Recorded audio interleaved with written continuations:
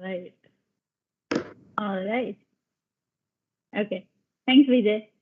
So hello, everyone. Today is the final Speak Up Kalpana session, or the graduation or final ceremony for the Kalpana's first incubator or the third batch of Kalpana Fellows. I welcome you all, and it is my honor to have two trailblazing scientists who have been revolutionizing not only their research areas, also women in science, right? So I'll just begin with introducing our speakers, and then we will do a panel discussion rather than one speaker at a time. First, I'll introduce Dr. Pratibha Jolie. Dr. Pratibha Jolie is an internationally renowned pioneer in physics education. She's the principal investigator of Gender Advancement for Transforming Institutions, or GATI. It's a project by GST that aims at advancing gender equity in STEM disciplines at institutes of higher education and research in India. She is also currently an academic consultant at NAC. She is the former principal of Miranda House at University of Delhi. Under her leadership, Miranda House received generous funding from DST to establish DS Kothari Center for Research and Innovation in Science Education. She has received multiple awards for her work in the field of physics education, including ICP medal in 2019 for her contribution to physics education, Australian Leadership Award Fellow, Fulbright New Century Scholar Award, American Physical Society's Philamby Award, and so on. So thank you, Dr. Jolie, for joining us today. It is our honor, and your support has led us to this point. So thank you for all your support, all your advices that you have given us so far, and we hope to know more from you today. Thank you. Our other speaker is Dr. Rohini Gorbole. Dr. Rohini Gorbole was a professor at the Center of High Energy Physics at IISc Bangalore for 25 years. And she's currently continuing at IISc as an honorary professor. Dr. Gorbole is a particle physicist best known for her work at CERN. It's an European organization for nuclear research. Her work on high energy photons could form the basis for the next generation of particle colliders. And used to study the fabric and composition of the universe. Apart from her work in academics, Professor Gorbole is also a much sought after communicator of science. She often delivered talks to young students, scholars, and scientists on everything related to physics. She's also an avid supporter of women pursuing careers in science and technology. She has also edited the book called Lilavati's Daughters, and if you have not read this book, please go ahead and do so. It's freely available. It's a collection of biographical essays on women scientists from India. So thank you, Dr. Gorbole, for joining us today. Again, it's an honor to have you with us. And I also should not miss that she has, along with many prestigious awards that she has received, she was awarded Padma Shri. It's the 4th highest civilian award of the Republic of India, and she has also received Civilian Honor of France. These are just two that I noted down. I can go on for both of them. I can go on the list of awards, but I thank you for joining both of you us today, and I'll just begin the session. First, maybe Dr. Pratibha Jolie, would you give a brief introduction or tell us about your journey in a summary? Well, thank you so much, Anushila. I'm so happy to be here. And Vigyanshala is very, very close to my heart. So is Kalpana initiative. And each day we look, we hear about achievements that you have. And congratulations for getting, being listed on yet another award. And I'm missing Darshana, who's on the move, but I do think that Darshana and Vijay have done an incredible job. And I want to begin from here because Darshana and I go back a long, long way. And when I came back to Miranda House as principal in 2005, she was my first batch of students who was there. And we were just, whenever, you're rebooting an institution, there are many, many challenges. And so she has seen the way we were, with a lot of agility and speed, transforming the educational environment and ecosystem, and the students were beneficiaries of that. And I do think that it was at a women's conference that was held at Vigyan Bhavan that we got Darshana and her entire batch of third-year students also to meet with Professor Rohini Godbole and Shobna Narasimha. And, this is how dots get connected. And that was a transformative experience for my entire class, especially for Darshana and two of her friends. That said, in a way, it summarizes my own life's mission and journey. So, obviously, school had a very important role to play in what I did.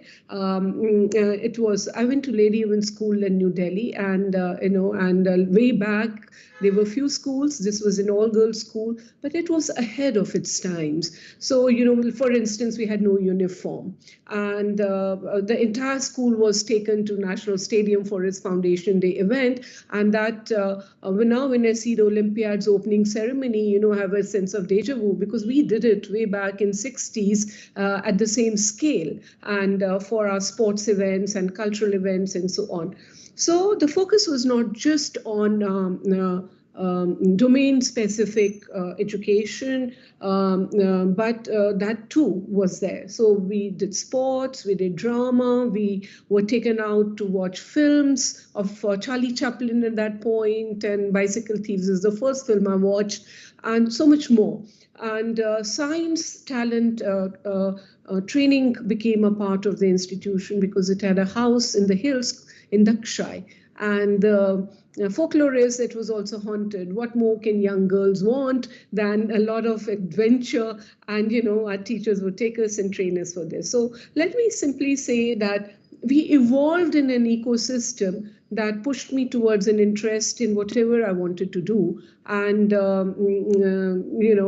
at that point, if you were an accelerated student, you did move into science. And I was a biology student. I thought from physics, I would come into the biology field, which was really developing, but I did physics honors. But at that point, I don't think that much of interdisciplinarity and lateral movement was simple enough, especially since due to certain personal circumstances, I did not take up my PhD placements in the US, and I decided to stay back and do my PhD in Delhi. That experience was not the very best of experiences because I did feel that it could have been a far more vibrant research ecosystem. But then I got a teaching job very, very soon, and I thought this was a stopgap arrangement. And it was at Miranda House. But once I started teaching, I did not like the lab work at all. And I had trained as a computational physicist. I did work in theoretical, theoretical work. And so it somehow happened that I applied. I was nudged to apply for a DSD project, which came in 1984 at $50,000. And I set up a parallel non-formal system, which was with students learning through investigative projects. In the entire class of 30 Miranda House girls and 30 or so Miranda House, St. Stephen's boys, at that point, the college was not co-educational, began to work. And we published with them. We did very, very innovative work, and undergraduate research and project-based learning became a passion. And then unapologetically, my own research fell to the side because this took so much time, and it was like community building. And that was it. And I quit my permanent job at Miranda House to set up in the Department of Physics this program, which I led for about 14, 16 odd years. And when my best grants were coming, I was asked by the university leadership to, take a college as a laboratory and mainstream the innovation we were doing. And lo and behold, I was at Miranda House back there in the driver's seat. And then we did transform it according to what we thought would be the way science education and education should in general take place. It's a legacy institution. It had much going for it, but all institutions go through their ups and downs. And especially you cannot be complacent. You have to keep reinventing yourself. So I was very fortunate at that point. I thought I wasn't the best person to take it on. I just could not say no to the leadership when this came my way. But I took it as a project, and I'm good at projects. And I was all the time working with students and faculty, and we enjoyed it. And I do think that the work I did with students way back from 80s gave me a mission in life. And it was really a different environment for taking that work forward. So that is my story. And I think it's been charmed life because I got an opportunity to serve my alma mater. Thank you. Thank you. That was beautiful. It's very heartwarming to see how you have transformed science education and transformed Miranda House's innovation amongst undergraduate students. Thank you, ma'am. Dr. Gorbole, would you like to tell us about your journey? Okay, so first of all, let me say good evening to all. And also let me thank Darshana, Vijay, and Anushila on this fantastic initiative. When I got your invitation in the beginning, I think when the program started, and I did look at the legacy, your website, and learned from you the things you were doing. And I must say that I am really, really glad. And I wish you people all the very best. And I hope that all the friends, young friends who are listening, have benefited from this wonderful program that's been going on. And even more importantly, even before I tell my story, I wish that all you best of the luck in your path, whatever it may be, wherever scientific knowledge and scientific thinking is going to be used. I wish you all the very best from the bottom of my heart. And hope that someday people will ask you to tell your stories. And perhaps you might remember this fellowship that you got, which set you on some new paths. So having said this, let me try to tell whether I have such a moment in my life. And to be honest, I can actually point back myself to a particular event, particular point in time, because of which today I am a scientist. So to begin with, let me tell you that I am like Pratibha. I think I also have had a charmed life. I'm happy about my life. I grew up in a very middle class family with 3 other sisters, a mother who had, topped her education at the times, she would have been 94 if she was alive today. So the times she lived in, she had to stop her education in the second year of her college, got married, but she decided that she wanted to study afterwards. So after 3 of us were born, she did her bachelor's, then she did her master's. She was doing her PhD in linguistics. So this is just to give you the background.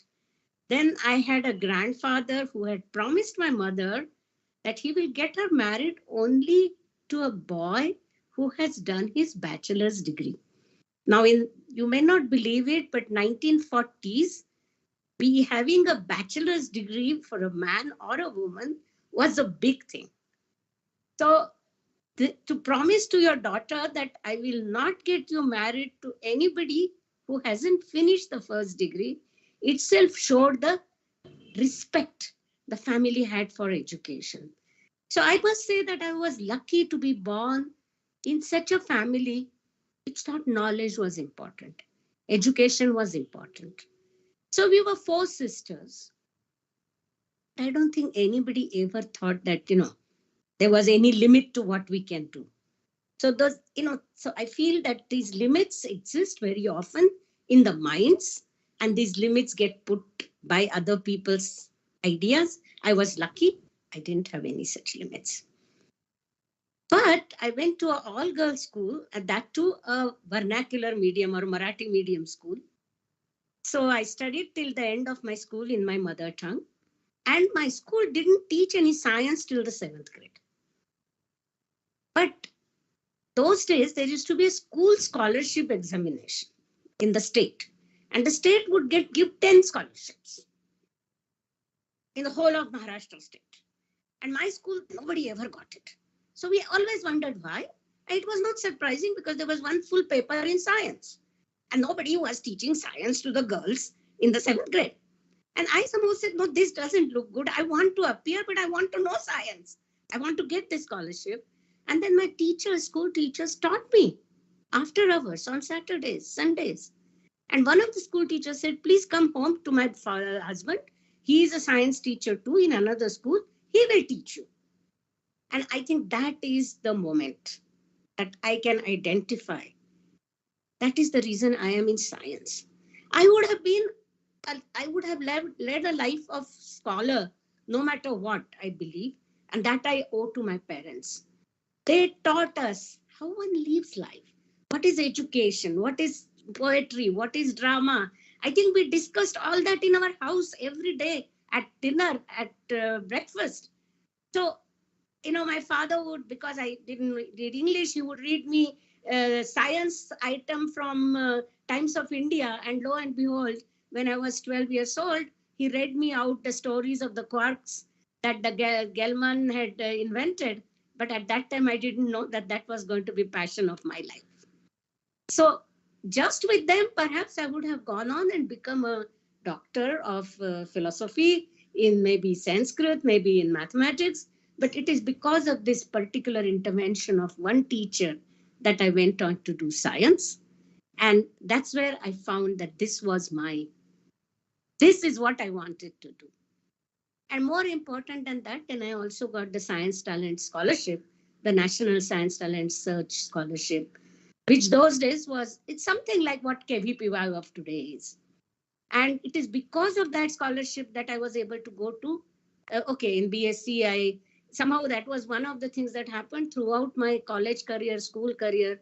I was always graduating at the top of my class, ending up to masters. So that was a bit of a luck, bit of a chance.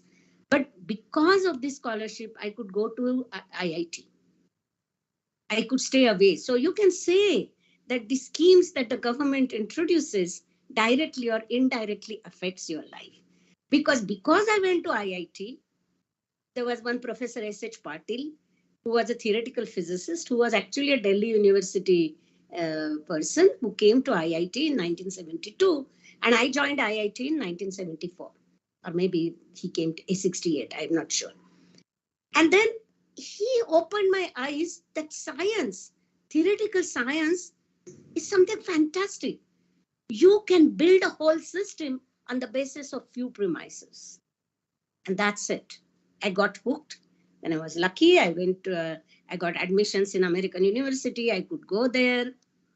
Again, it was such a middle class family that I had to take loan for my airfare. But, it all didn't matter. And one was able to move on.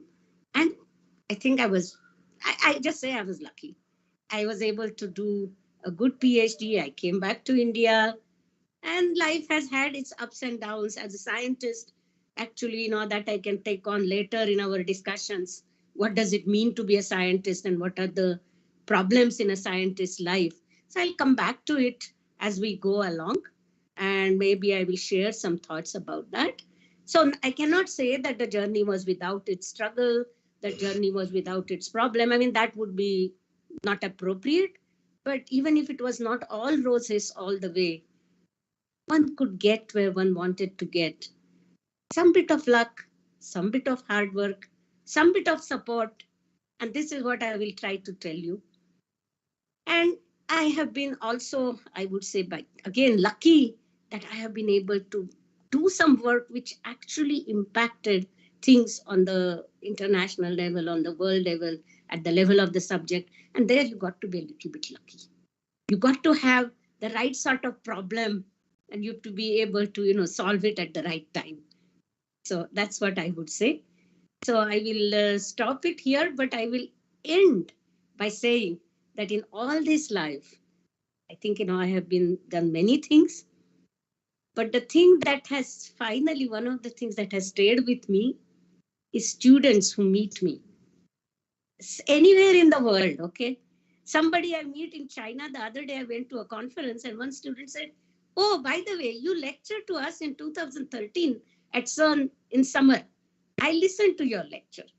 Or a Darshana who says that I met with Pratibha ma'am after you gave a lecture in Miranda College. Or I read this article in Resonance that you wrote.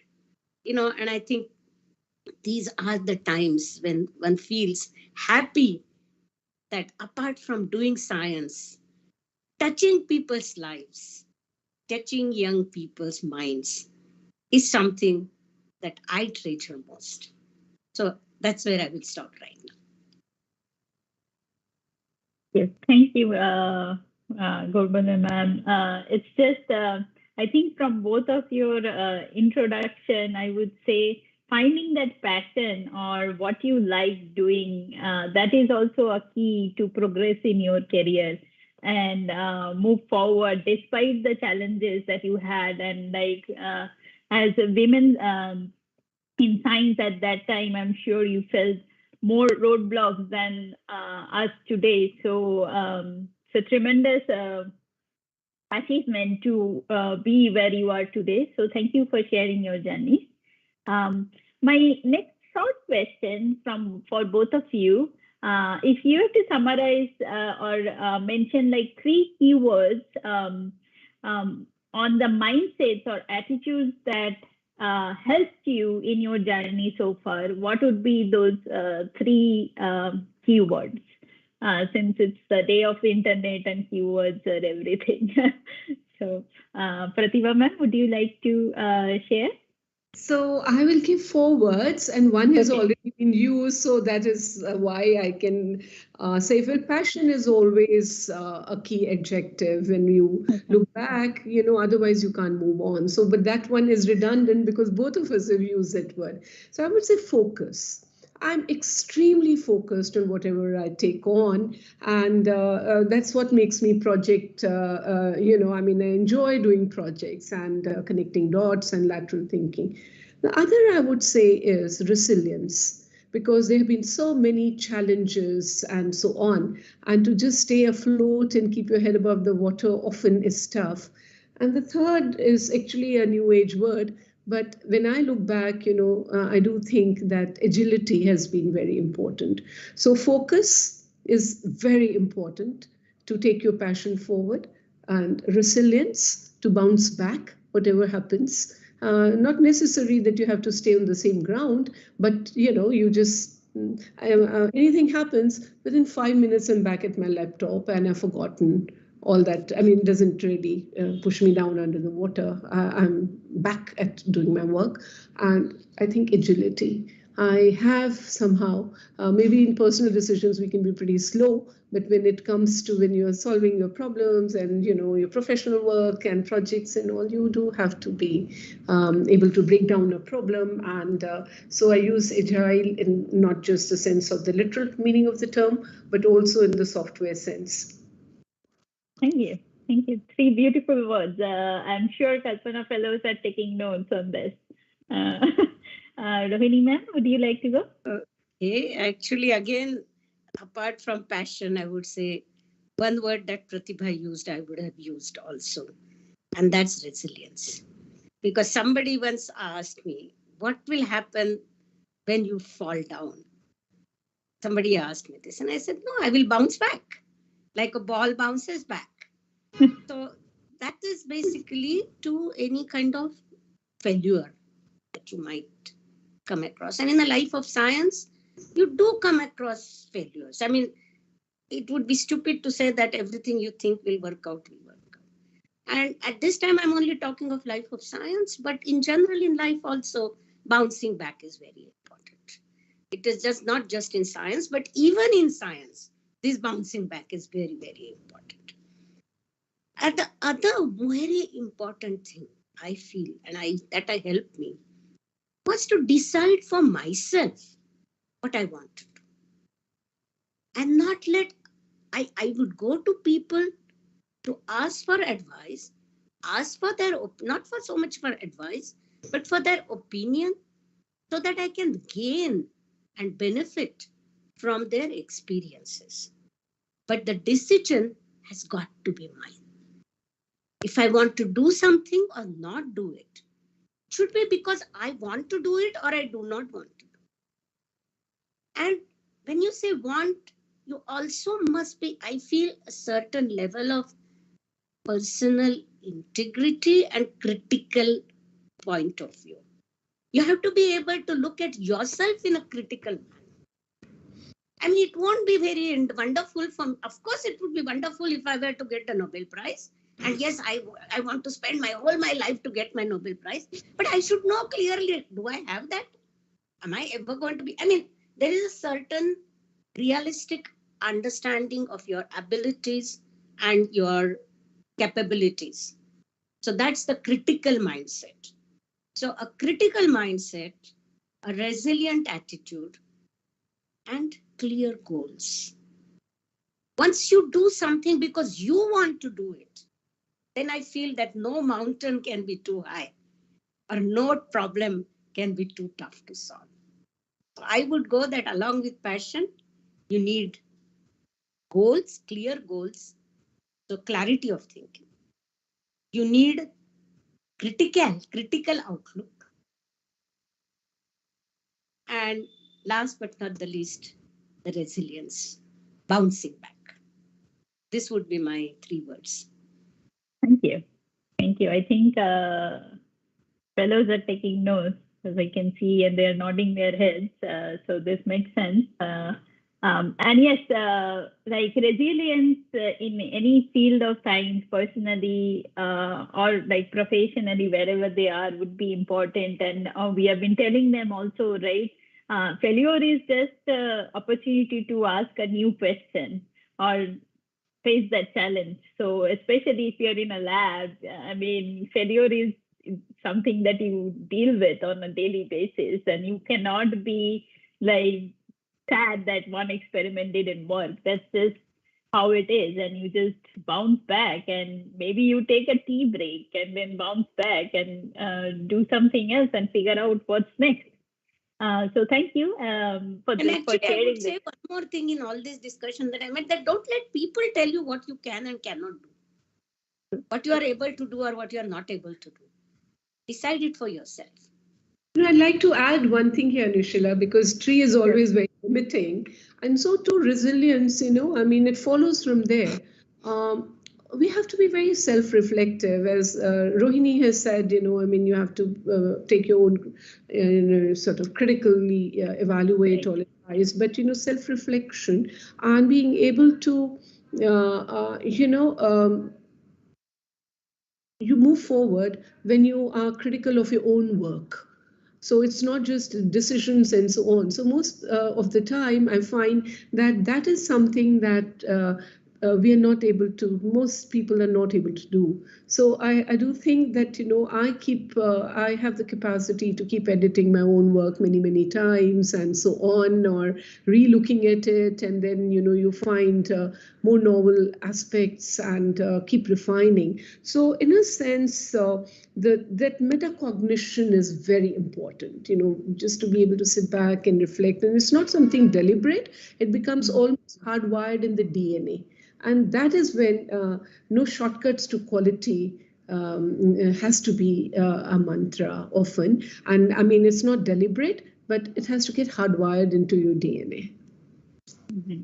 And that comes with like long-term practice. You just do it with everything that you do in your daily life, right? You critically reflect back on what you have done, where you can improve, and with time it just becomes a normal process, right? So it's a way of life, you do things in a certain way that gives to them a certain quality, and it does not necessarily take too long.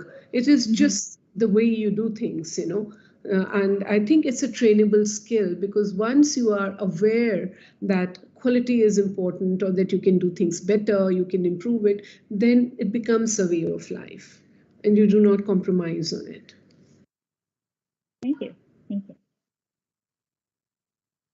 All right, I will move on to the next section of the panel discussion. Here, I would ask, my next question will be for both of you, maybe a couple of minutes each. So how to identify and challenge gender stereotypes in STEM careers? Pratibha ma'am, would you like to begin, and then we'll move to both of them? So let me say that, when I was growing up and I was in school, these terms were not what I was aware of. Though I went to an all-girls school, I mean, there was no conscious discussion on it. This was not the way things were taught.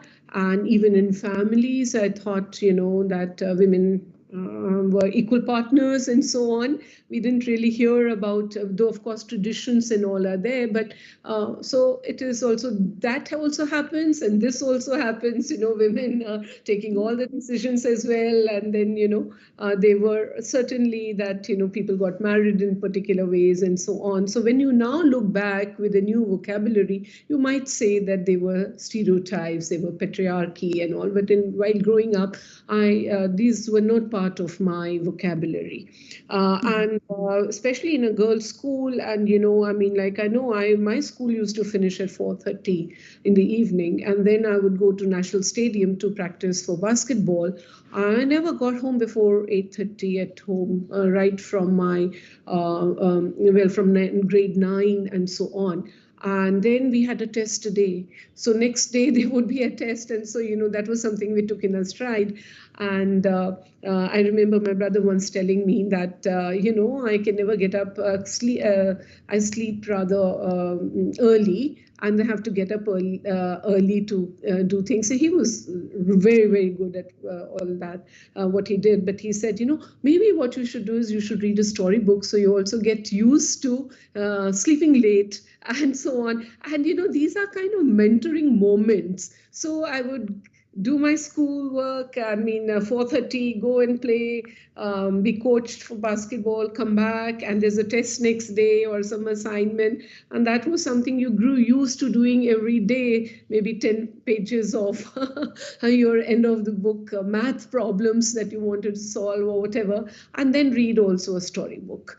And so I do think that, the day was packed with so much, and I did not feel there was any stereotype. There was just how scholars and those who were academically driven did make time for everything.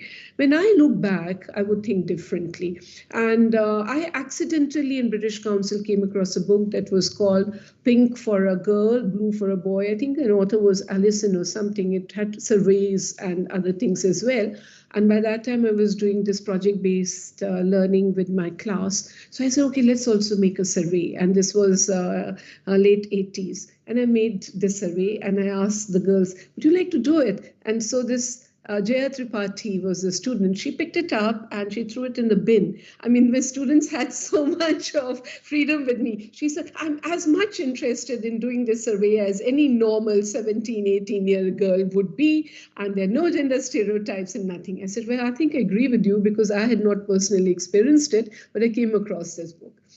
That said, about 10 years later, I was in US.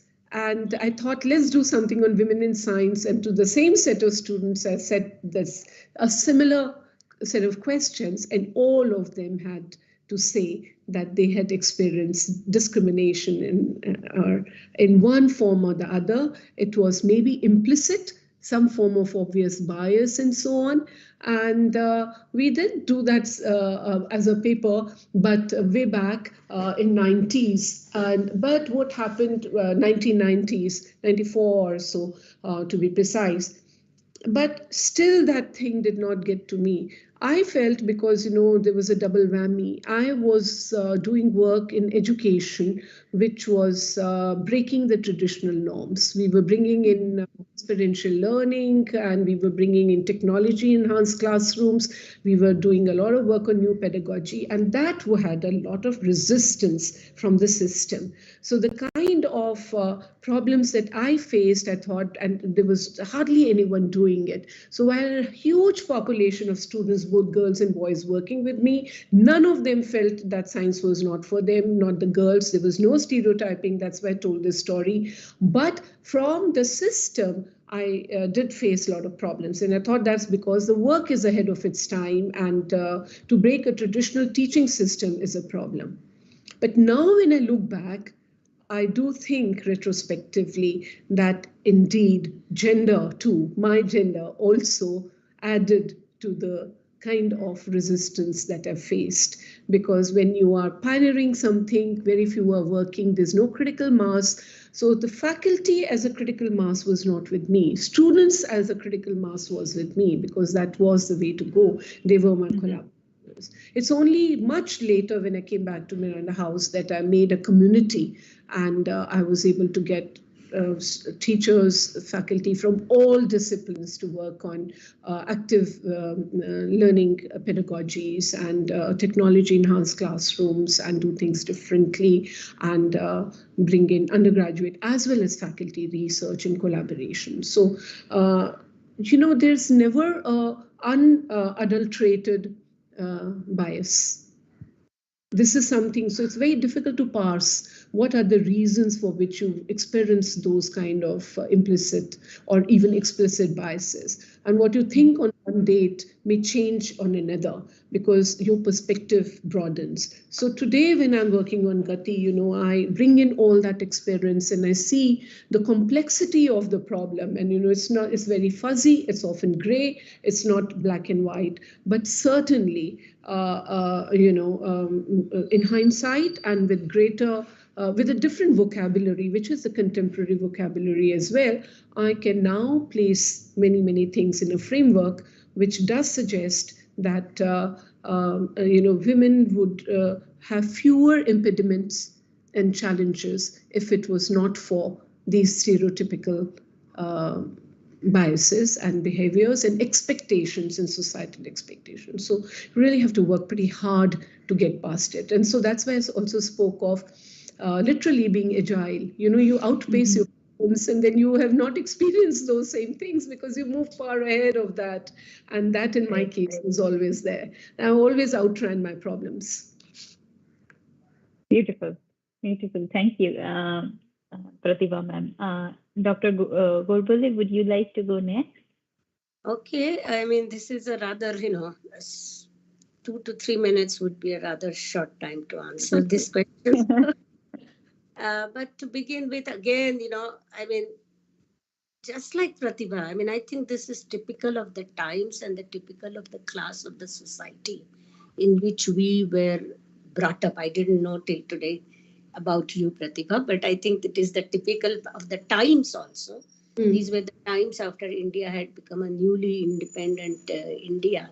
And I think middle class families had a certain ethos where in education, at least, there were no stereotypes. Girls educating themselves was always considered, at least in Maharashtra, was something the norm. So for me, just like she said, for me, actually, the fact that I am a girl and there are certain things that in principle, I am not supposed to be doing, I didn't know it.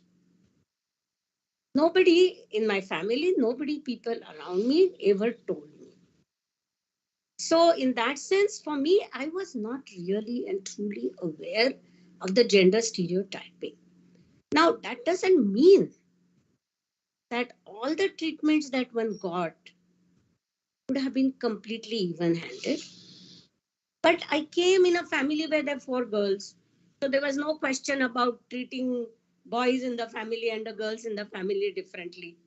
In fact, people used to make fun of my father saying that he's the minority because we have 4 daughters and 1 mother. 5 of us browbeat him. So I'm sure, but on the other hand, when I went to the US in 1974, I know that a lot of my family, distant family or relatives, tried to advise my parents that it was not such a great idea to send a 19-year-old or 21-year-old, sorry, I was already a master's, all the way to the US. And once she goes, oh my God, she might even find a boy there. She might even marry somebody outside India. And you have a daughter who is just 1 year younger to her. So she won't get married till the older one comes back. That is, till I come back and till I'm married. People were more worried about all these things. But I think I was lucky that I had a set of parents who kind of looked at me and said that she is doing very well. She has got admissions in these really top class universities. We don't even have to pay for her. There is no problem. She will go. So for me, for my own personal growth, I don't think there was gender stereotypes came in my way till I finished my PhD. And the first time I became aware of the stereotypes, as you call them, really in my own experience, was when I went to the US. When I saw the other girls, there were very few girls, American girls, Western girls, in doing physics at that time. In our entire class of 40 graduate school, there were 5 girls and 4 of them were outside, not Americans. Only 1 was an American girl. And there was 1 girl who was in BSc, what we call BSc, and she was doing physics. And then she came and asked me, don't you find trouble getting boyfriends if you are doing physics?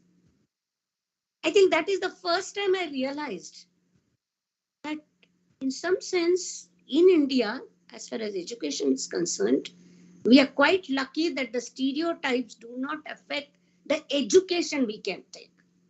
So where do the stereotypes affect us? They start affecting us when we start choosing science as a way of life. People expect us to do PhD. People expect us to excel in exams. People accept that the girls can do that. Today, I'm sure many of you are university placeholders in university exams. Most of the medal holders are girls. So I'm pretty sure that many of you are at the top of your class. In India, one doesn't see anything bad in that. There is no stereotype that holds you back at that point. So compared to the Western world, we are in a good place there. But where are we not in a good place? Is when we said we want to take up a career in science. We want to apply science to everyday life. We want to use that training in science to something other than, staying at home and taking care of the family. That is where the stereotypes start hitting an Indian person.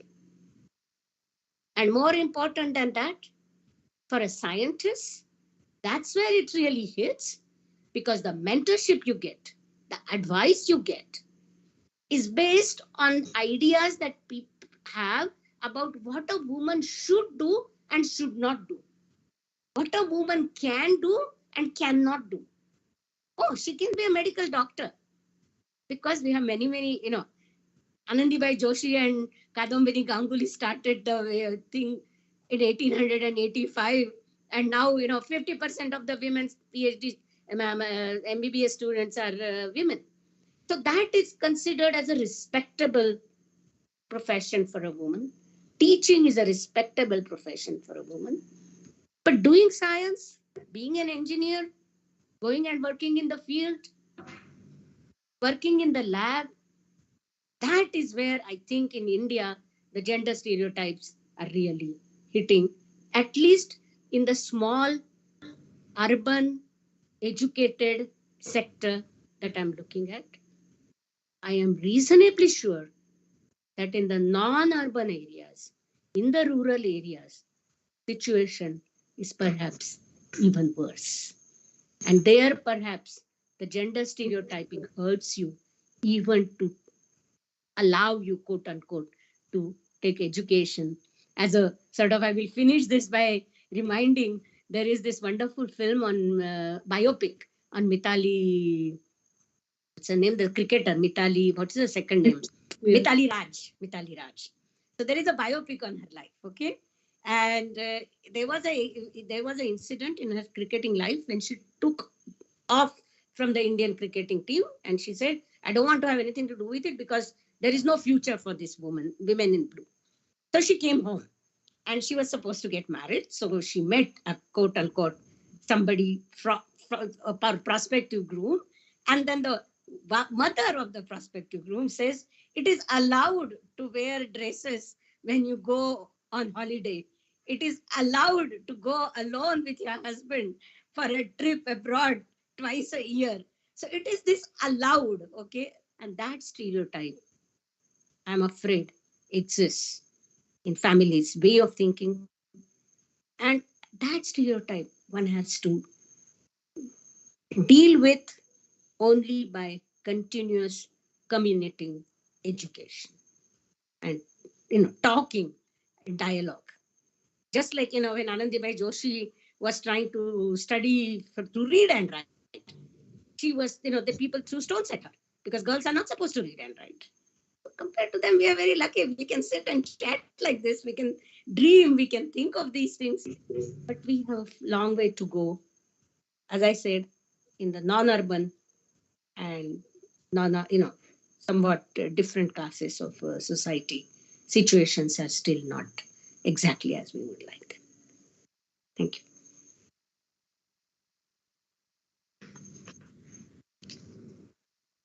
Muted. Sorry, I was muted. So since you have talked about this point on dealing with families' resistances, I have a question for Pratibha ma'am. You have led undergraduate, postgraduate education for nearly 2 decades. So what would be your advice for young girls on how to navigate their apprehension of family or parents towards their career choices? So, well, I mean, these are, you said on career choices, but societal expectations, parental expectations do impact the career choices, not just of women students, but also of men students, we all know that. And up to a point, everyone was put in those little boxes called engineer, doctor, civil servant, IAS, this. But luckily today there are many professions. But women do have a little more of a challenge because one, they do not receive that kind of coaching support, which is financially more, already middle class families and aspirational families who are not that wealthy, So today demographic profile having changed, do not invest in all children equally, and so on, because they feel that the returns are going to come from the male child. But actually parents also will always say a girl child is the one who will take care of you throughout the life, so they'll say both the things. So this is the kind of dichotomy Indian society faces. They always say it's the girl who will take care of us, and actually they do too. But they invest more in the male child. But that said, I want to also say India is changing as we blink, and I will narrate one experience. We have a hostel, and hostel can take hardly 10% of the population because, it has grown, a college has grown from what would have been, say, 1,000 students now to about 5,000 students and so on. And obviously where your daughter stays when she comes to study in the big bats metropolitan cities such as Delhi, we all know things are not so, they would like that she is in the hostel. So, we admit by merit, and there will be so much of pressure. There used to be so much of pressure. And I would always, because I meet with every student, talk to parents, I would try to convince them that, daughter's made it on her own merit to one of the top, a great educational place. So find a private accommodation for her, which she must study. That argument or that discussion would often go on for about 3 hours. And I would spend that kind of time. And then in the last phase of my tenure, so let's say around 2015 onwards, you wouldn't believe, but that conversation would be over in 2 minutes, and later then in hardly 1 minute or 30 seconds. So it would say, she would not be able to get the hostel. They said, no worries. We have already found an accommodation for her. So that has been the change in the society, and the demographic profile of the students has been much, 70-80% coming from outside of Delhi to the top institution, and many were economically underprivileged. They could be daughters of a farmer or a courier boy or an angana,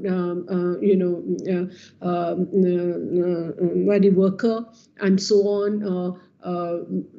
Language barrier being there, and also my challenge was to find bursaries and financial assistance. But they had made the very, very challenging what we call cutoff, or the baseline criteria for getting admission in the college. So they were aspirational. So the girls would really, the transformation curve and the hand-holding, or in the first 6 months, a complete transformation when they come to institutions. That's why I call universities a great leveler, because something in the atmosphere you absorb from there, and your aspirations and dreams, you feel, I can do it. You just look at where Darshana has gone from, of course, she was a scholarship holder. So this is what I'm saying, you facilitate them financially and so on. But with the mentoring and all, the challenge is there. But that said, women will always find this challenge at every transition stage. At every key transition, it would be, should you, like Rohini has so well articulated, but let's just connect the dot to that example, that should we send her abroad? Should we send her to another city? Where will she stay? And so on. But things are really changing. So from what my advice always to students coming to this is that, parents will always have a mind and heart conflict. Because they have allowed you to come this far to a university, seek university education, even allowed you to go into a new city, allowed you to stay in a rented accommodation or private accommodation. And I'm using Rohini's word of allowed, because that really is the right description. And it's a heart and mind conflict. And I have visualized it in my own parents' mind, because I did not get married, and I could see, they would reconcile to it, but how they may have felt also. So the heart and mind conflict is something the girls, women also get impacted by. So they either give in to, this is the societal expectation, or they move forward and so on. So my advice is, there are no shortcuts. And that's true also if you have a life in science in particular, or anyway in scholastically driven or any profession. So move on to give to yourself a strong foundation, and early success helps, because when your parents see that you are deeply involved in something and you are ready to work for it, and you are bringing in certain gains out of it, and you are not confused, then they will go along with the choice that the girl makes. But if you yourself are not so sure, should I do this or should I not do that? My friends are doing it, so is that the reason for me to do it or not? So when consistent pursuit of your own career and your aspirations is there, family and friends will fall in line, because they will give you the chance to prove that. And unfortunately, both men and women have to prove that their way of doing and thinking is right. So my thing is simple, that do follow what you think is the right path for you. And for some time, there will be conflict. But finally, things will fall in place. And you have to have the resilience. That's why we've talked so much of resilience. And you have to have the agility to be able to break down the problem into smaller pieces and not, go down with holding a grudge. I'm not allowed to do this. I'm not allowed to do this. But take those little cracks that are available to, like water flows, to find your own path and make it a very fertile ground for yourself, because anyway you would need that. You have to stand on your feet, you have to carve a profession, you have to be successful at it, because you have to do that, So focus, therefore, that was the word I used, focus on making strong foundations for yourself, and the rest will follow. And your success is what will be the success of your parents and family, because that's what they want. Thank you.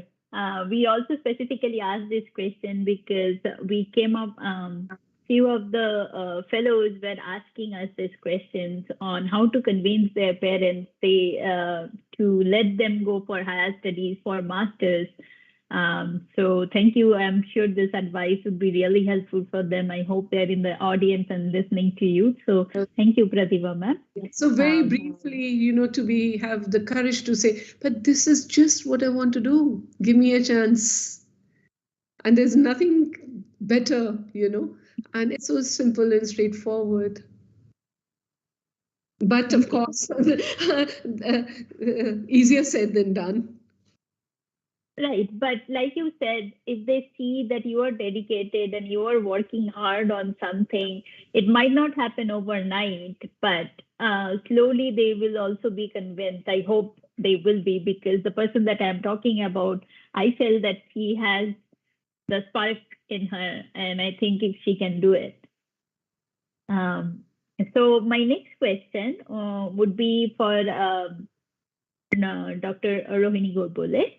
So you briefly mentioned that about challenges along your career path, and would you like to talk about some of the major challenges you faced and how did you navigate them?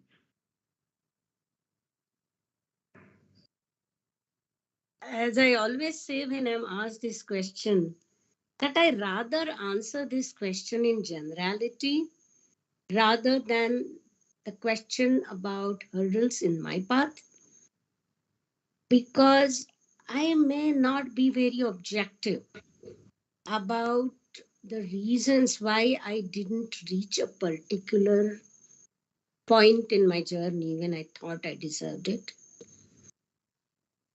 Maybe that I think that I didn't reach it because of my gender, but it may be that because I'm misjudging my whatever abilities and my achievements, and maybe there is a objectively I should not have reached that point. I wouldn't know that. So I wouldn't want to talk so much about the problems that I personally faced. I just feel that the important thing is to be able to not specialize, but generalize in this context. So in general, what kind of problems are there and I will now talk about women in STEM, women in a STEM career, women who want to do science as a career, not just, women who want to study science, that's one level, but studying science, teaching science, and doing science. To me, these are three different things. And the one where I feel most of you who want to pursue science, the most difficulties are usually faced when one wants to do science. And again, I think part of it comes, and I think Pratibha actually touched upon it, and that sort of tells you about the universality of the issues and the experiences, is a lack of importance in the minds of the family, minds of the society, and in the minds of the scientist community as well, the lack of importance that attach to a woman's career in science. By and large, abhi to aapka PhD ho gaya, bahut achhe.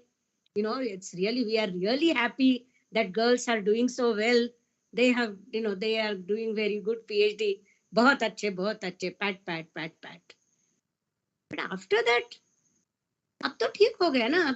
If you are wanting to marry somebody, you make sure that you get a soft money job somewhere so that, you are good at heart. I want you two to live together. I want you to have a family. This is an important time. And this is the kind of mentoring most of the girls end up getting. Now, this is not an obvious obstacle, right? This is a very subtle way. Mentoring, you are young. When you are embarking on a career of doing science, you don't even know whether you have man or woman.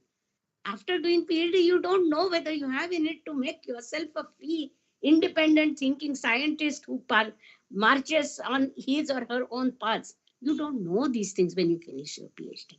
You have lots of doubts, you have lots of worries, and they are actual academic doubts. At that time, when a mentor in Indian society certainly still happens to give this kind of advice, it holds you back. And it affects directly the number of women who will continue. Because in India, I tell you that if you just look at the fraction of students, fraction of girls or women among science students, it's actually pretty healthy. It's pretty large even at master's level. About 30 to 35% PhDs in STEM subjects are women. But it's certainly 35% faculty in Indian Institute of Science are not women. Or Indian Institute of Technologies are not women. Even 35% students of Indian Institute of Science are not women. So somewhere where we have come a long way, and I agree with Pratibha again, that now situation has changed where people are beginning to be ready to, allow the girls to stay in hostels, accept the fact. So we have understood the importance of education for girls. We have not as a society yet understood and accepted the importance of women doing science. And it is not just for the women, it's for the society, it's for the science. Because there is no point in keeping 50% of your capital locked in your safe. And that's what we are doing when so many of the women who have done PhD are falling off a cliff and stopping doing research. So therefore, to me, this is sort of oversimplifying it.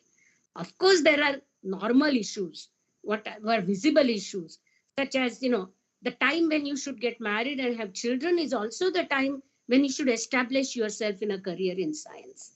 Whether it is a career in doing research, whether it's a career in doing science, research in science education, like Pratibha has done, work. This is work. Because I call what she does also is doing science. Because that's investigating issues scientifically and making progress in a particular area. That's what doing science is all about.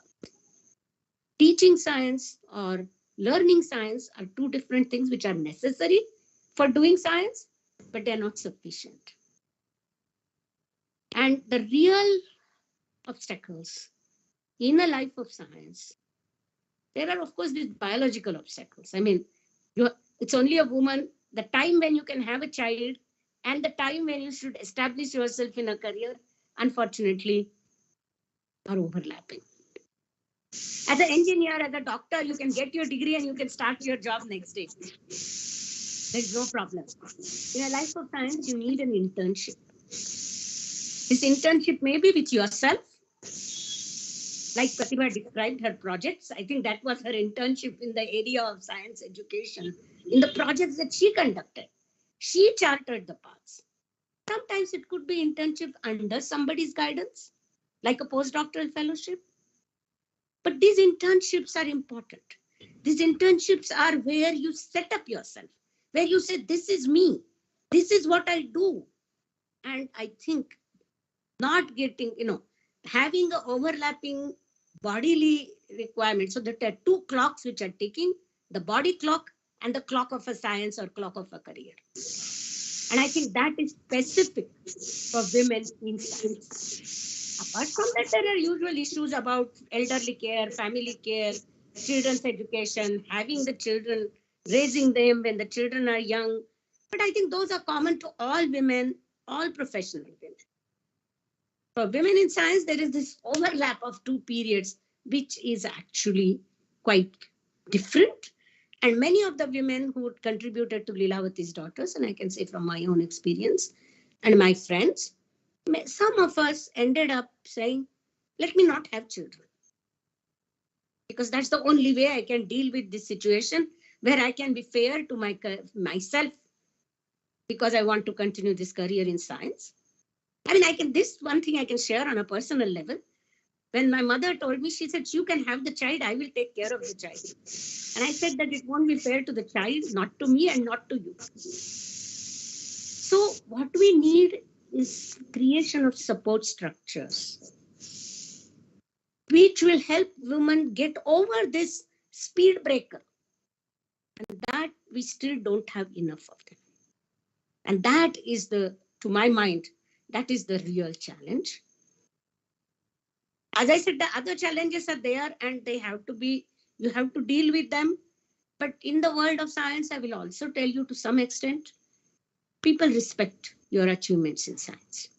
Beyond a certain level, when you have got a good paper, people will use the result in your paper. I mean, after all, they cannot neglect the important result. So they will use it. But I think the difficult period is when you have not yet made that mark. You haven't yet showed people. And every scientist needs it.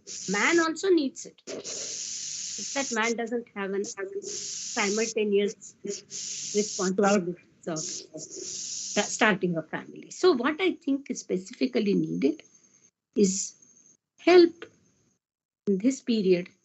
And the rest of the things, many of them are attitudinal, and one has to keep on working on it. And some of them can be handled by policies. And there are, again, I would go back to saying this, that I think there is now, at least from the time when I started my career, and I think I can say me and Pratibha are almost kind of within a similar generation. So when she started, I think now there is much more acceptance of the fact that women do want to go somewhere and that women can achieve some things. I think there is much more acceptance of the idea.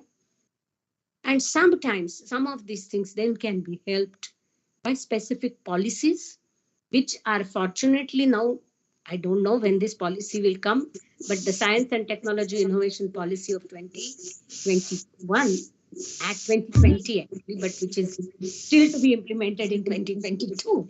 That is the way the governments work. That policy actually says that you want to take into account this difference. And some policies can be implemented. Part of the things that the Gati project that you heard about, which Pratibha is heading that project for DST, and the project on which I also have been associated with some one way or the other. That kind of project is trying to see what kind of changes can be brought about at institutional level, but mostly to handle these invisible challenges. You have to have raised the society. So, unfortunately, sometimes only my Marathi words come to my mind. There is a jagaran of the whole society that you have to do. You have to wake the whole society, make them aware. And I think what the Anushilas, the Vijays, the Darshana are doing is also to some extent that, because now through you, through the Kalpana fellows, I'm hoping that these thoughts go further to your families and further down the line. And just like the Facebook spreads on social media, I hope these ideas spread too. Thank you. Thank you, ma'am. And I'm also interested about the fact that you pointed out like women who go do PhD don't end up in the STEM workforce or academia. And I was a few weeks back, I was actually reading your and Dr. Anita Kuruk's paper on like loss of trained women power, the 2010 paper where you have talked about some of these points. So I'm glad you pointed that out again. Basically the war doesn't end after you go to master. You have to continue and to strive in your career and move forward. And again, like both of them suggested, you have to be resilient, adaptable, and be dedicated to move forward. I do have more questions, but we are kind of nearing the time limit. So I don't want to ask more questions. Would it be okay for both the speakers if we take few questions from the fellows? In fact, I was going to suggest that, Anushila, because we might be just, give both of us, we talk quite nicely and be having bond teachers. We talk a lot. So we keep on telling you things, but maybe it's important what they want to know, if we can tell them what they want to know.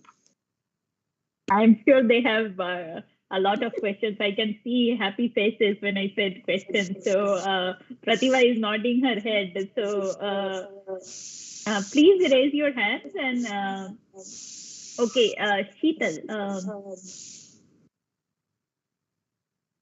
Hello. Sheetal, go ahead.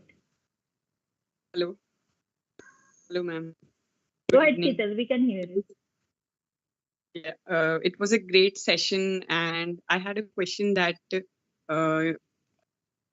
sorry to say that, but at your age, it would be very difficult to, research at the time that where you could go or where to apply. Like in today's world, we are connected to the net, but today also we don't know about the projects that clearly. But at that time, it would be very difficult. So how did you got connected to such things at that time? I'm just amazed that you got that at that time. So Pratibha, you want to take this question first? If I've understood the question correctly, it is the challenges we faced in a world that was not globalized. Is that what you're asking? Well, that certainly was the case, and that is why I say that the vocabulary is very different. So I actually, when I started working on projects, we didn't have much equipment. And, when you are, let us say, exploring science and doing active learning and what's called hands-on science, you do need to create equipment, and nothing was available off the shelf. And outside, many things happen differently because a lot of educational equipment is available off the shelf as well. But the problems are global, whether they were in India or they were in Africa or they were in US, So students' understanding of science, research shows is similar. Even when you have Harvard students doing conceptual tests, and same as happens in Ghana or in New Delhi. This I can tell you from that experience. So the challenge was really of lack of dissemination of best practices in pedagogy and education, and two of the lead and lag of technology.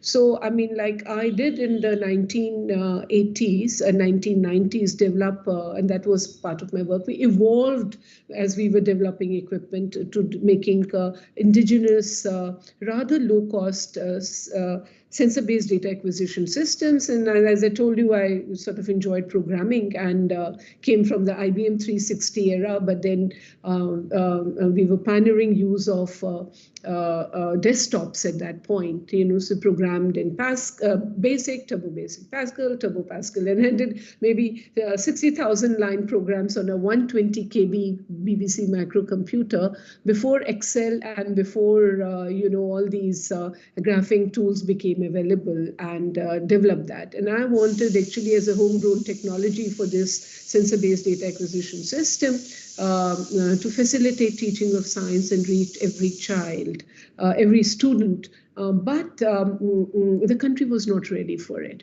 And the lead and lag of technology, people would say, oh, this is wonderful work that you're doing, but where are the computers in the classroom? Or where is the wherewithal? Where is the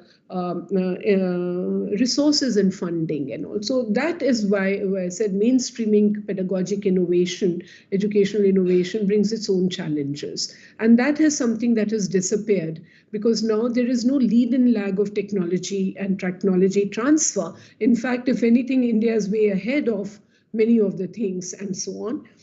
But we still have to have sharing of global best practices. So vocabulary has changed in all that. But let me say that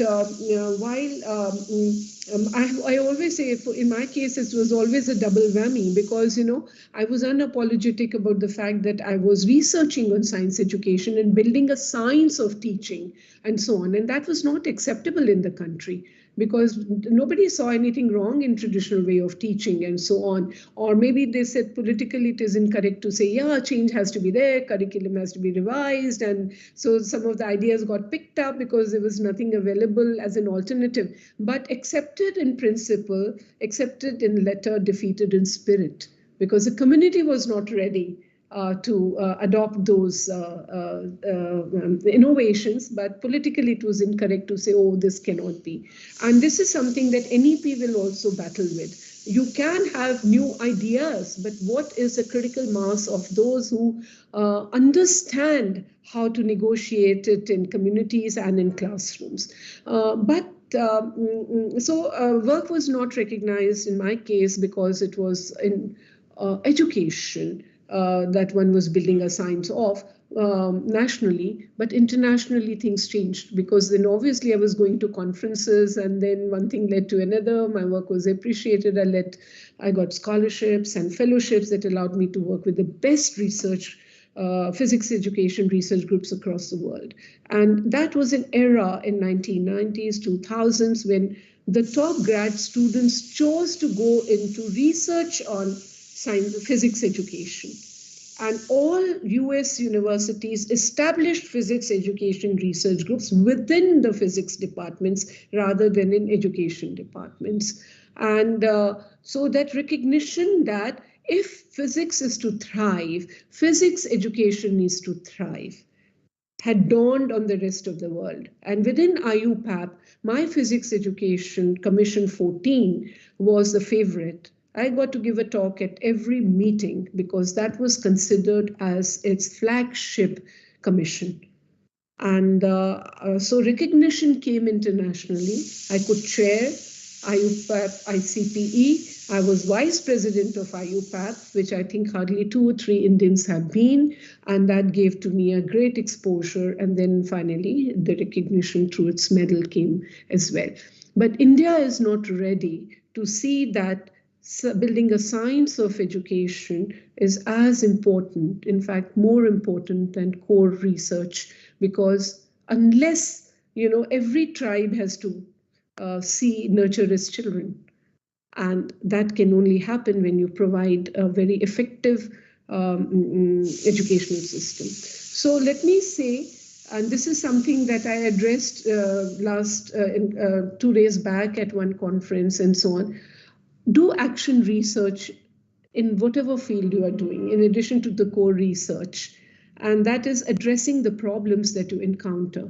Recognition may not come your way, but if you are going down that path, it is never a linear path. You will meet, it's an adventure. You will meet people who will facilitate, and immediately your immediate proximate learning may not take place. Your proximate colleagues may not recognize the worth, but since you're going down the path, there will be other communities that will adopt your ideas and will appreciate your ideas. So that is the journey in science. It's not always the proximate group that realizes the value of it, but others do. And it is also not localized in time and space. So academic pursuits are enriching because they allow us to create our own communities which are not limited by geographies. And in particular, today in a globalized world, that happens. But even when, as you said,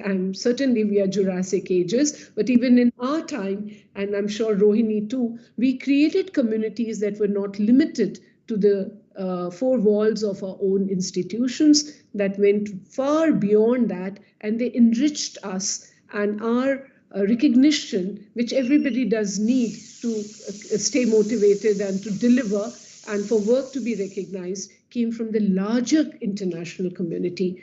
And I think India today also needs in many areas to develop an insight on the worth of those pursuits. It is happening in society, and you're seeing the large number of careers that are opening up with media, be it journalism, be it, today so many people are consultants on many different things. And interdisciplinarity of science. So silos are breaking, mindsets are changing, and you will have an easier time as you stride unapologetically uncharted territory. But we did have a hard time. But as I said, I was too busy doing things to notice that I was being put down or I was not being recognized. I was just too busy doing my own thing. And that kept me afloat. And maybe that is my message, that, when you are extremely focused on what you're doing, then you are able to shake off. But that said, I do think, today I do think that it is ethically incorrect when people sideline your work and usurp it and do not recognize it. And we need to speak up against it, or we'll move out from those situations, because the world is waiting for us to do much more. And the power to say that things are not right should be with us. Thank you, ma'am. For the interest of time, should we take the next question? And Rohini ma'am, you can answer that. Yes, I was going to suggest that because there are more people. Yes, and I want to give them a chance to. So Riha, would you unmute yourself, please? And ask the question. Hello. No, am I audible? Yes, Riha, go ahead. Ma'am, it was great listening you both. So I have a very general question. It's like when no one else is like well deserved than you for performing particular job or task, but still, no matter what you do, you always have a performance anxiety. So how can we overcome this? Okay, I think that's a very valid question, and that's a fair question. Is that, and that is what happens. I mean, that is what I meant. Now, at least you have sort of classified the question from your point of view, where you are facing it and where you are at. But this is same to what I was saying as after you finish your PhD, when you're trying to charter a path in science, then you say, oh my God, will I be able to do it? That anxiety and that performance anxiety that you are talking about is exactly the same thing. And I would go by this, again, what I said in the beginning, is once you have critically thought about the issue at hand, yourself, and you have been critical about yourself, and when you have taken up the job saying that this is something I can do, you have to believe in yourself. As Pratibha said, and I like that very much, that people will support your passion when you have proved yourself. But let me also tell you that it is your belief in yourself that also helps people to support you. Your own belief in your own abilities is what tells people, अरे इस लड़की में तो कुछ है, ये तो कुछ करके दिखाएगी, and people support you. But if people can support you, if you display self-belief, then self-belief can help you get rid of your performance anxiety. Believe in yourself. And I said it I say it once again, that there are two different things. Overconfidence is one thing and self-belief is another thing. Don't be overconfident, but believe in yourself. You are, you are intelligent human being. You can analyze data. And therefore, if there is a fear of the unknown, अरे क्या होगा? क्या होगा तो हमें भी मालूम नहीं. Next moment, I might just, talking to you, I might just fall. So, क्या होगा ये तो कोई नहीं बता सकता. लेकिन logically, you can see क्या हो सकता है. So nobody can predict क्या होगा, but one can analyze what is possible. And once you have convinced yourself that you are capable of doing something, as you yourself said, that if you are the best person around to do it, then just go ahead and do it. Believe in yourself. That would be my answer. Okay? Thank you. Okay, moving on to Nikita, please.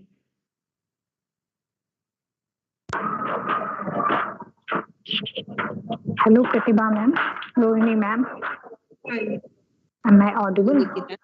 Yes, you are audible, Nikita. Ma'am, it is really, today talk was really very inspiring. Today talk was really very inspiring.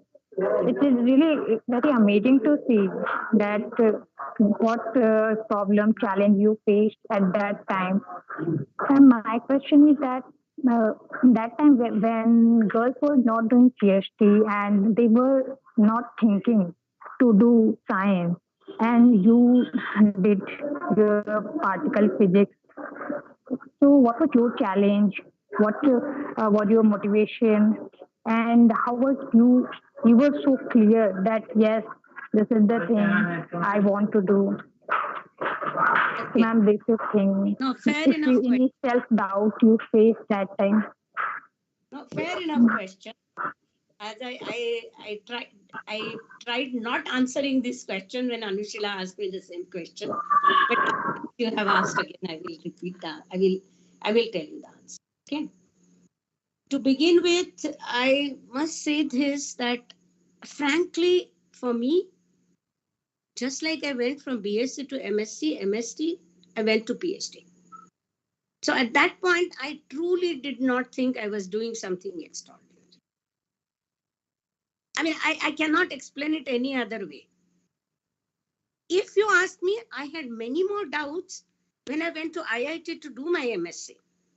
In spite of the fact that I was the university medalist from Pune University, and a good university at that, I was at the top of the university entire science division for BSc, physics, mathematics, and biology, chemistry, entire division. But even then, my worry was in IIT, they will speak English, and can I talk in English? So if you ask me, my tensions were not whether I can do science or not, because I am a woman.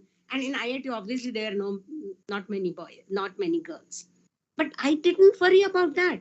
I was more worried whether I can speak English, whether I can understand the way science is discussed in IITs, because IITs were the pinnacles in our minds at that time. I mean, this is, IIT started in 1958, 60s, in various times. And we are talking only merely 15 years from there.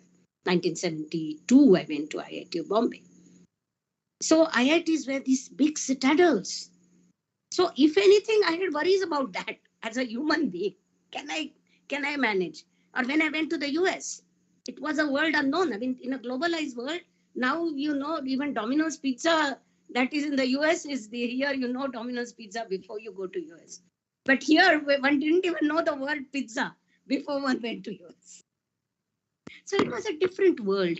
So I think I was more anxious about fitting in a new world, fitting in a different environment. And the doubts about whether I can fit in with science didn't really come. And this is where my answer to Ria actually holds true. That because I was reasonably confident that I can deal with science at a certain level. And that confidence was actually not just out of my first positions in BSc, MSc, or various awards, but it came from the interaction with your school, with my class friends in IIT, who all of us, we respected each other, we treated each other equally, whether it was a boy or a girl. And I think that kind of equal-handed treatment by people, which was independent of which city you came from, what language you spoke, but which was a very inclusive atmosphere in IIT. I think that helped me a lot in preparing to go to the US. So I would actually give the credit even to my 16 class friends in IIT Bombay, because we were sitting and I said, I didn't fill a GRE form because you had to pay $8 to get the GRE form at that time. This goes back to Nikita, who asked the question about globalization. I forget the person who asked the question. Sheetal. So I mean, at that point, even paying the $8 for your GRE exam, you had to go to the Reserve Bank of India and get a form paying $8 equivalent in rupees to the bank and get a mail order. And you were allowed to buy only dollars worth $200 at that time. It was 200 times 4, which was 1,600 rupees. And mind you, my monthly scholarship as a science talent scholar in MSc was 250 rupees. Yeah, so that just tells you what this 1,600 meant. So all I'm trying to tell you that it was a different world. And I was saying, I didn't yet buy the GRE form. Now it's too late. And the deadlines for all the, this is actually Sheetal's question I'm answering, I think. People said, so now how can you apply in time? And one of my class friends actually gave me the form. He said, I have ordered my GRE form. I know that wherever you will apply, you will get in. Take my form, I will apply next year. And I think this kind of very friendly atmosphere also helps you raise your self-confidence. So an atmosphere makes a lot of difference. And that's where the encouraging, inclusive atmosphere that we talk about in educational institution is very, very important. Let me tell you, at that time, I didn't realize all this. It's only now when you ask me these questions, I go back and I try to analyze it. At that time, it all just happened. There was just this one focus. Okay, I want to do a good MSc. And then in MSc, I learned that there are things such as doing research. I said, no, I want to do research. And what are the best possibilities? And one of my best teachers who really loved me and who thought well of me, why do you want to go abroad? This is again Sheetal's question I'm answering. And he said, you can stay in India. That was the time I think he said it because I was a girl. Because there was I had done a good project with him. But to his credit, when I said, no, I don't want to do PhD in India, he wrote me a very good recommendation. And I think today that my going to US was a very important step. It opened my eyes to a very, the subject of particle physics was really at the forefront. And one was really at the places where the best research in the subject was happening. I was studying in State University of New York at Stony Brook. I started it, and in November 1974, the year I started my graduate study, a very important discovery took place in a particle collider, which was merely 25 miles away from State University of New York at Stony Brook. And we all went to the seminar to listen to that discovery before it even appeared in a publication. So I certainly think that my going was very, very important. And a teacher who thought that I was a good student still thought, why do you want to go abroad? Stay here in India. And funnily enough, to a boy who was 1 year my junior, 2 years my junior, who also did his project with him, then this term paper used to be a big thing. He told him, why do you not want to go to US? I will write you a good recommendation later. As luck would have it, he stayed in India. I went abroad. Both of us today have very successfully led a very successful scientist life. But all this, what I'm trying to sort of bring, that there are very many imponderables that affect your life, that they can hinder your life, and that in science, or that can also help you without you knowing it. Okay. So I hope I have given some justice to both the question by Sheetal and Nikita. Thank you, ma'am. We are about 15 minutes over time. We have Yes. one last question. Is that okay? Maybe five minutes maximum? Yeah, you can do that. And actually, Anushila, I would also request if people want to write emails. Sure. I'm quite happy to answer emails. So you can share my Gmail ID with them. Okay. And I would be more than happy if they have very more specific questions about, now these are all, I understand, our bachelor students. They're going to go into MSc. And at this point, things are not so specific. But at some point, if they generally want to make decisions about what can the education in science, which way can it help you? A life in science is one thing, but that need not be the only thing. There are so many other challenging careers that a woman can take, which are all related to science. Right. And where the science education and science training really puts you in the forefront. So there are lots of opportunities. And if necessary, I'm happy if people want to discuss it with them one-on-one, and please share my email ID. So you can go ahead and next question. Likewise, I'd be happy to discuss too. Thank you. I'll share your email address with them, and they can reach out to you whenever they feel necessary. Pratibha, one last question, please. So I'll request Pratibha ma'am to take. I will just be back, okay? Sure. Hello. Hello, ma'am. Hello, Pratibha. Yeah, hi. It's always a thing of someone with the same name. So my question was, it's everything, every problem gets resolved if you took the initiative in your hand. Like everyone will support your ideas, give you helping hands.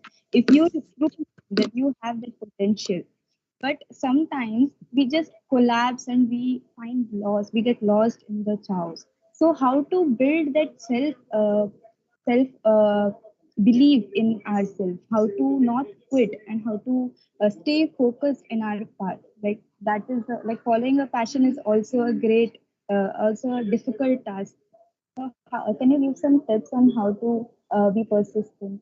Yeah, passion is a great word, but it is very nuanced. So, we just can't say dream is a very nuanced word. So people say, I have a dream and I'm going to do anything to achieve that and so on. I have a passion, I will do anything for that and so on. These are words which are, you slice it at a time. At that moment, you're feeling passionate about a particular problem, or this is what you aspire to be, but you evolve. So as you evolve, it's not that you will always be stuck to the same ground. And that's why for young students, I always say that you're just exploring the world of ideas and creativity and research and so on, and be open-minded. Be open to new suggestions and so on. So many of us have never heard of many areas of research and what is the process of science, what it means to do science, and what are the tools, techniques, and so on. So education is about exploring all that, and you really have to be flexible. That's why we speak of resilience and agility and all that. You have to be open-minded. You have to be also willing to experiment with new ideas. So if you just get stuck on, many people will say, I came into science because I wanted to be Marie Curie. Then often we say this is rhetoric. Everybody says the same thing. I have often done surveys and I'll find, why did you come into science? The same thing repeated again and again. We sat over so many interviews for awards for students and all. And, I mean, so I would always have a Socratic dialogue in many of my interviews and try to, from one question to another, lead them into whatever the pitfalls happen when you are really mouthing things that maybe do not really, then you begin to realize, and connect dots differently, connect to the reality. And that is very important. We all have to have dreams. We all have to have aspirations. But young students need to first lay the ground for also finding things. And sometimes, though you don't get admission in one course, it could be a blessing in disguise, because you may then go into another area of work which can be very rewarding, and so on. So it is not always simple to know what you're good at. And much of the time, things are circumstantial. So you have to make the best of a course that you got, because you did not get the course of your choice, but then you can prove to be so good at it. So my answer always is that don't get disheartened, and don't think of any of those things, but just focus on the problem on hand. So when you are, say, learning any new domain, any new bit of knowledge, you have to give all of yourself to that particular discipline and so on. And when you are young, you can learn well, and you can begin to connect the dots. And so capacity to do good work in one area ultimately translates into your capacity and competence to do well in many other areas. And that is what research is all about.